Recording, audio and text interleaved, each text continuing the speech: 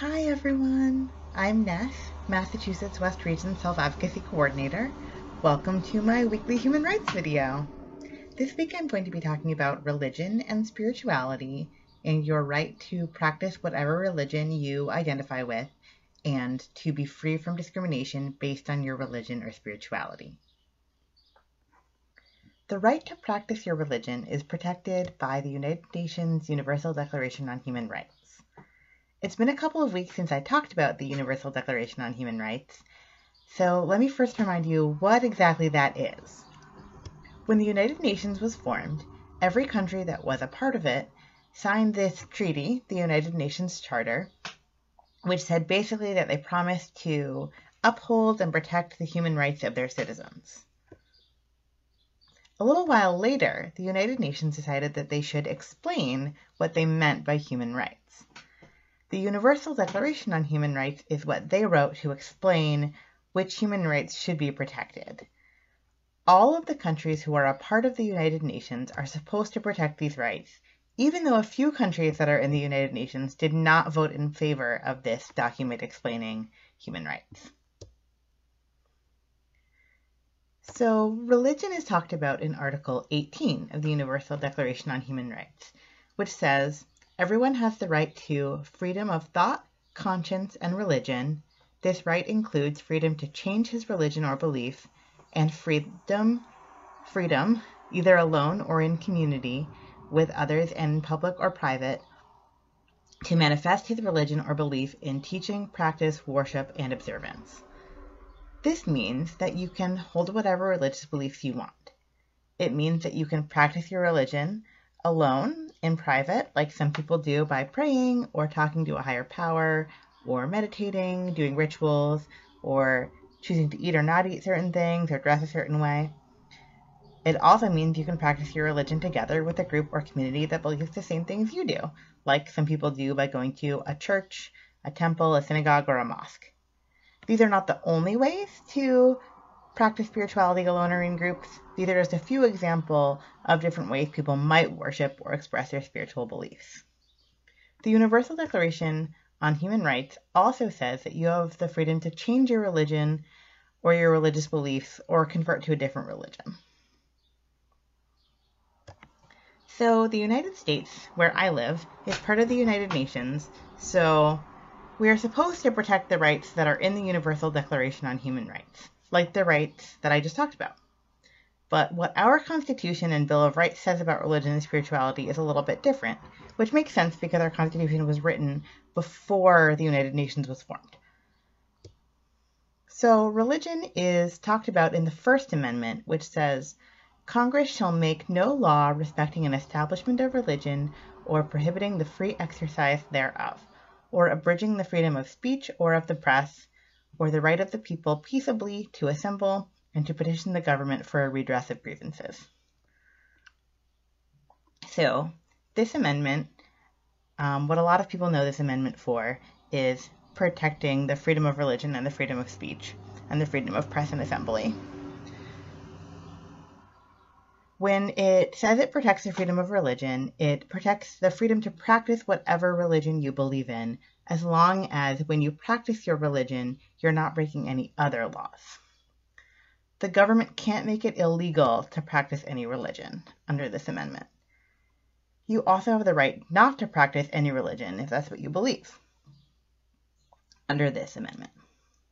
This amendment also says something else about religion, which is that the government can't decide that one religion is going to be the official religion of the United States. The government is not supposed to make laws based on the beliefs of one religion or laws that favor one religion over other religions. The government can't force you to practice any specific religion or to practice religion at all. This law originally was only about the federal government, but in a 1945 Supreme Court decision, the Supreme Court said that this law also extends to state governments too. So the government in your individual state can't decide that there's an official state religion or tell you what religion you can and can't practice or make laws that favor one religion over another. I also want to talk a little bit about discrimination based on religion. In the United States, the Civil Rights Act of 1964 made it illegal to discriminate against people because of their religion, race, national origin, or sex in employment or public accommodations. The Fair Housing Act of 1968 made it illegal to discriminate against people during the process of renting or buying a place to live. I talked about discrimination in employment settings a couple weeks ago, so I'm not going to go into a ton of detail today, but I will post that video in the comments if you're interested. And I'll give a little recap here right now. So, just like you can't say you won't hire disabled people, you can't say you won't hire people because of their religion. Employers aren't supposed to say that people of certain religions shouldn't apply in job postings.